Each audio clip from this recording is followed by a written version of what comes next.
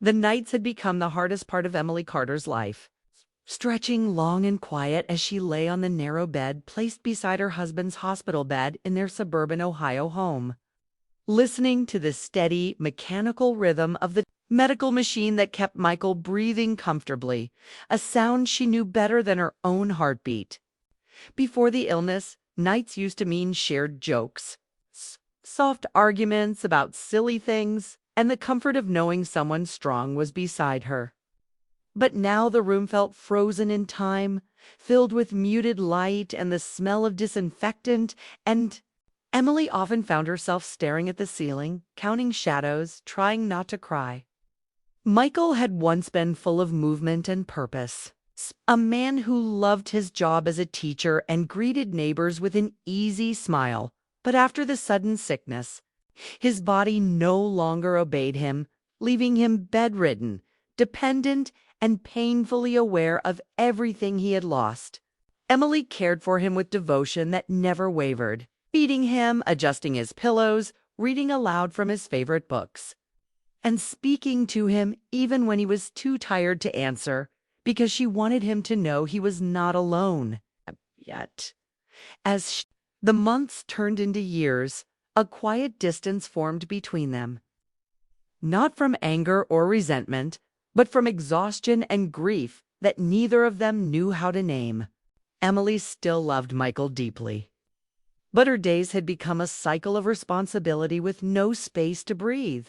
And her nights were filled with thoughts she felt ashamed to have, thoughts about being touched, about being desired, about being more than a caretaker.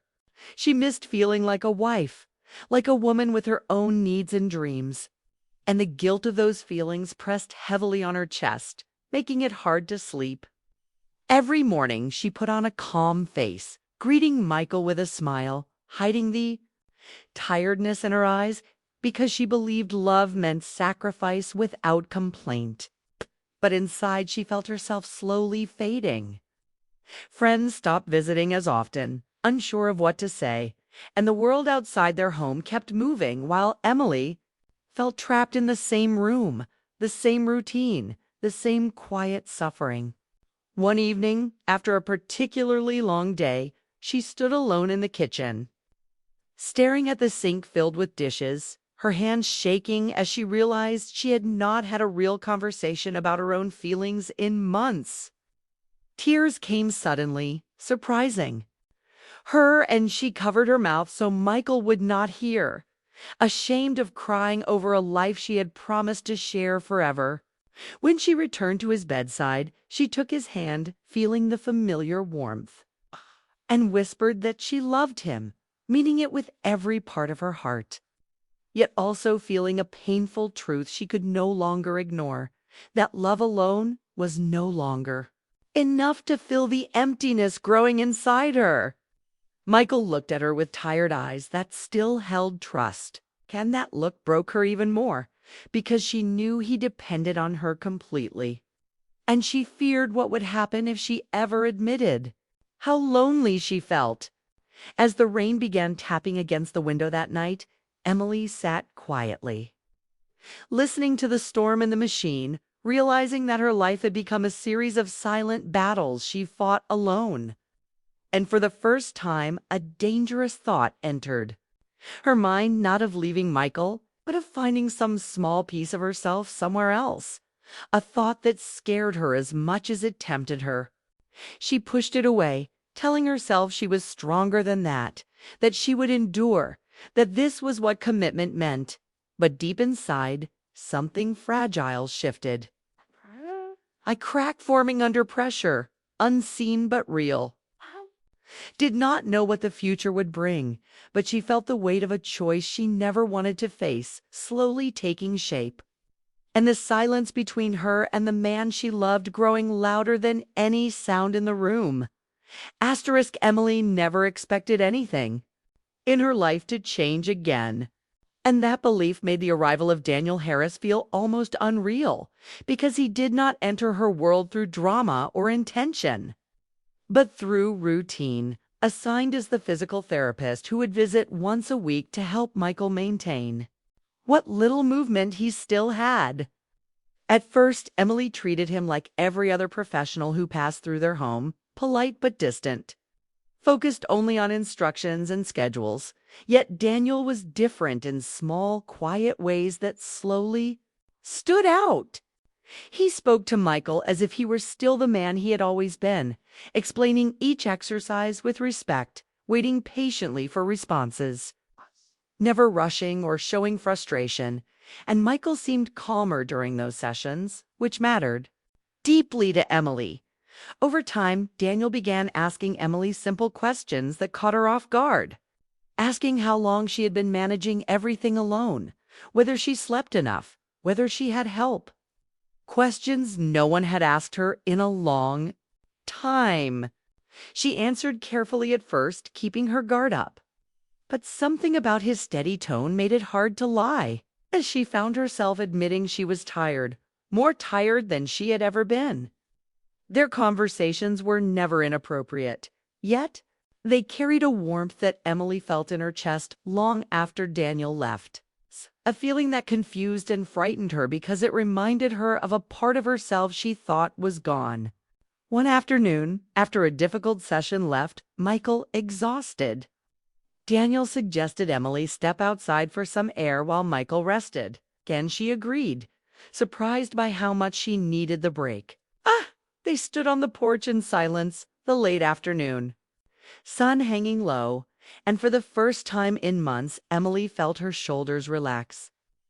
Daniel did not try to fill the quiet with words, and that alone made her feel understood, because she was so used to explaining herself, justifying her emotions, proving her strength. When he finally spoke, it was only to say that caregiving was harder than people realized. And that statement hit her with unexpected force, bringing tears she struggled to hold back. She turned away, embarrassed, but Daniel stayed where he was, giving her space instead of pressure, and that respect made her feel safe in a way she hadn't felt in years. After that day, Emily noticed how she looked forward to Daniel's visits, how she straightened the living room a little more, how she found herself listening for his car, and each realization filled her with guilt. She reminded herself constantly that she loved Michael, that her life was here, that any warmth she felt toward another man was wrong. But emotions did not listen to logic, and loneliness does not disappear simply because it is inconvenient. Daniel never crossed a boundary, never touched her, never spoke of feelings. Yet the connection grew through shared understanding, through the simple act of being seen. Emily began to notice how invisible she had become in her own life, how every conversation revolved around Michael's needs. No one asked what she wanted anymore, and Daniel's quiet attention highlighted that absence. One evening after Daniel left, Emily sat beside Michael's bed and watched him sleep, his face peaceful but distant, and her heart ached with love and sorrow mixed together. Because she wanted to give him everything he needed, yet felt she was slowly losing herself in the process. She whispered apologies he could not hear, shamed of thoughts she never invited but could not silence, thoughts of laughter, of ease, of feeling light again. Days passed, and the emotional tension inside her grew stronger, like a tide pulling her in two directions, duty on one side and longing on the other. And she felt herself standing at the edge of something dangerous. The moment that changed everything came quietly, without drama, when Daniel, noticing how pale she looked, gently asked if she was okay, and Emily surprised herself by answering honestly, admitting she felt overwhelmed and alone. He listened, without interrupting, without trying to fix anything, and when she finished, he simply said that she deserved care too. Those words stayed with her long after he left, echoing in her mind as she lay awake that night, staring at the ceiling, realizing that the comfort she felt was not about romance or desire, but about being understood. And that realization scared her more than anything else, because it meant the line she believed was unbreakable was no longer as clear as she once thought. Emily's life had been a careful balance for months. keeping her devotion to Michael intact while quietly struggling with feelings she had never expected to have. And the day she realized she had crossed a line came not with drama or excitement, but with an ordinary afternoon that suddenly felt like a turning point. She had agreed to meet Daniel for coffee, convincing herself it was just a break from the heavy weight of home. Just a moment to talk to someone who understood her exhaustion. But as they sat together in the small, sunlit cafe, the conversation flowed in ways it never had at her kitchen table, and Emily felt a mixture of relief and guilt she could barely name. Daniel asked her about her own dreams and fears, questions no one had asked in years. And she answered honestly, tears forming in her eyes without warning. Because the act of being listened to felt like water to a dry land inside her. When he reached for her hand, it was not sudden, not aggressive, but gentle, and she felt herself respond. Not in passion, but in the quiet acknowledgement of loneliness and need. The small human desire to be seen and held, something she had denied herself for far too long. She left the cafe feeling a storm of conflicting emotions, guilt cutting sharp through the warmth she had felt, and as she drove home, her thoughts were consumed with Michael, with the man she loved, who had been entirely dependent on her for years, and with the stark realization that she had allowed herself a connection that should never have existed. Sitting beside Michael that evening, she took a deep breath and told him the truth, not in detail, not in a way that would hurt unnecessarily, but in a way that acknowledged her failure, her need, her humanity. She admitted that she had felt lonely, that she had sought comfort in someone else, and that she hated herself for it. And Michael, though silent at first, finally spoke in a voice weaker than she had heard before, filled with quiet understanding. He told her he had noticed her fading, that he had feared she was losing herself, and though the words were painful, they carried a tenderness that reminded her why she had fallen in love with him, why she had stayed through all the hardship. And for the first time in months, Emily cried openly, feeling both grief and relief wash over her in equal measure. The act of confession did not erase what had happened, but it created space for honesty. And Emily realized that her emotions had been symptoms of deeper struggles, a heart stretched thin by care, love, and isolation, and not a reflection of any lack of love for Michael. In the days that followed, she found herself more aware of Michael's small victories, the moments he smiled despite pain, of the rare times he laughed at a memory from their past, and she cherished those moments. Even more, understanding that life and love were no longer about perfection, but about endurance and connection. The choice she had made weighed heavily on her. It had also taught her about boundaries, about recognizing her own humanity, about the importance of truth, even when it is uncomfortable. Daniel remained in her life professionally, but at a distance, the closeness that had threatened to cross lines pulled back by Emily's own resolve. And she realized that longing and loneliness are not failures, but signals. Calls for attention to parts of ourselves that are too easily neglected. She learned to sit with her feelings without judgment. To accept that needing someone's attention outside her marriage did not mean she did not love Michael completely, but that her own heart required acknowledgement to survive. Each night, as she cared for him, she felt more present, more capable of loving without losing herself, more aware of the fragile balance between duty and desire. And through it all, Emily discovered a painful yet liberating truth, that love does not make people perfect, that mistakes do not erase commitment, and that honest event, when it comes with tears and fear, can become the strongest foundation for healing. The line she had crossed was not an end, but a lesson. A wake-up call to pay attention to her own heart without abandoning the man she loved.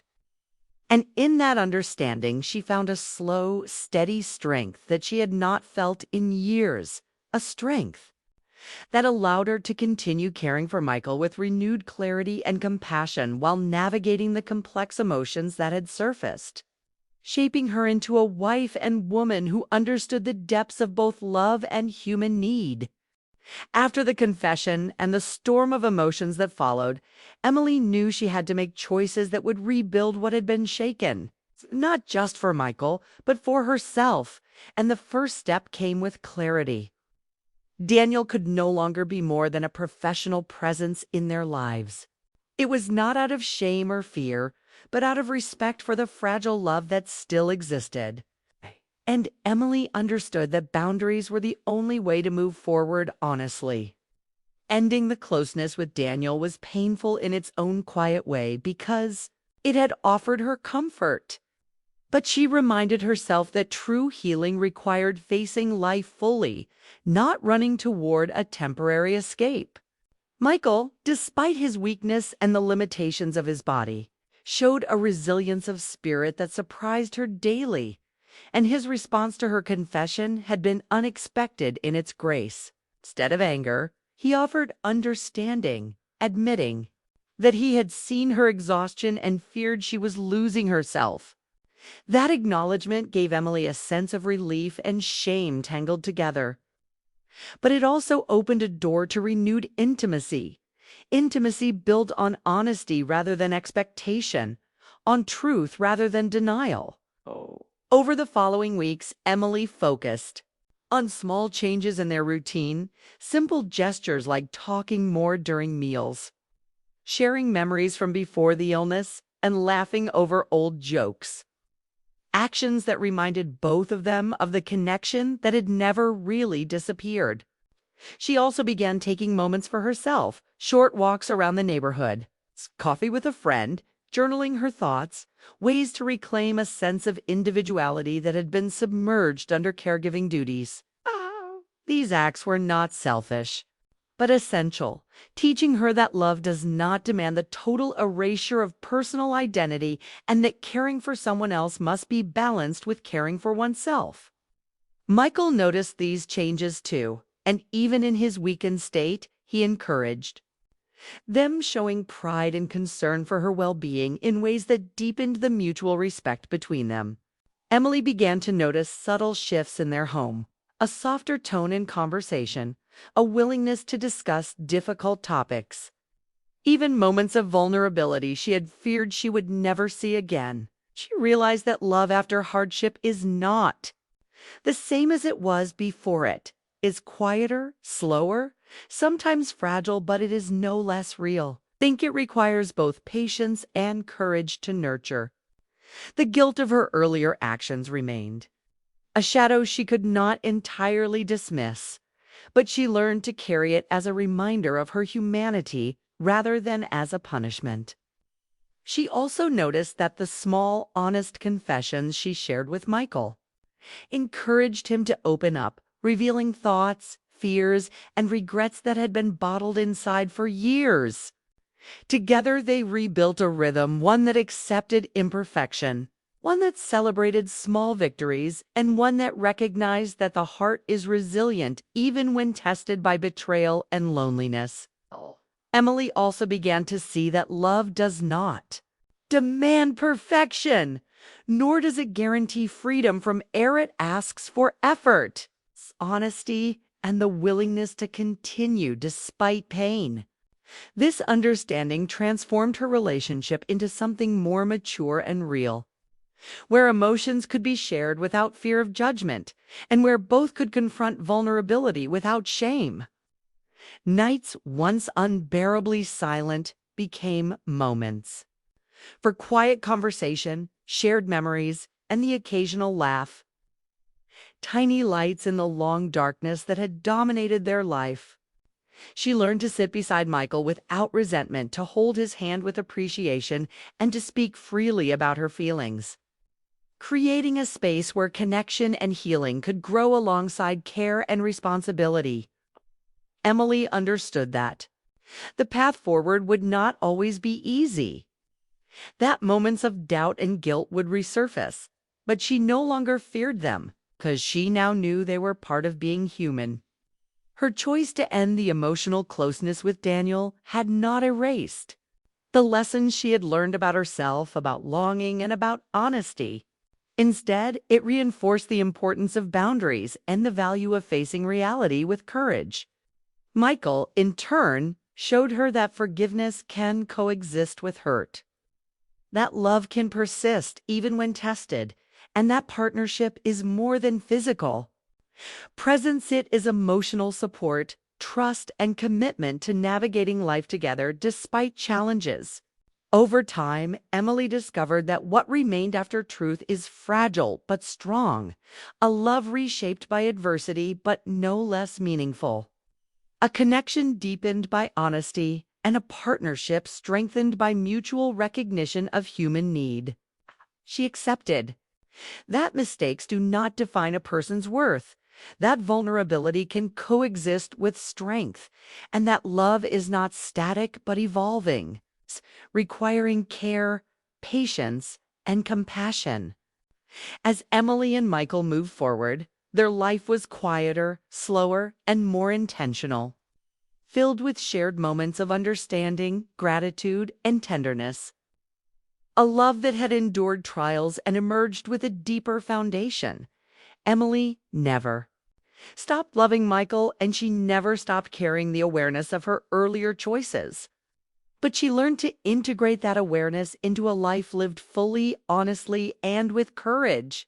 The story of their journey became not one of betrayal alone, but of human complexity, of resilience, and of the capacity to rebuild, showing that even after mistakes, love, when nurtured with honesty and respect, can survive and transform into something profoundly meaningful.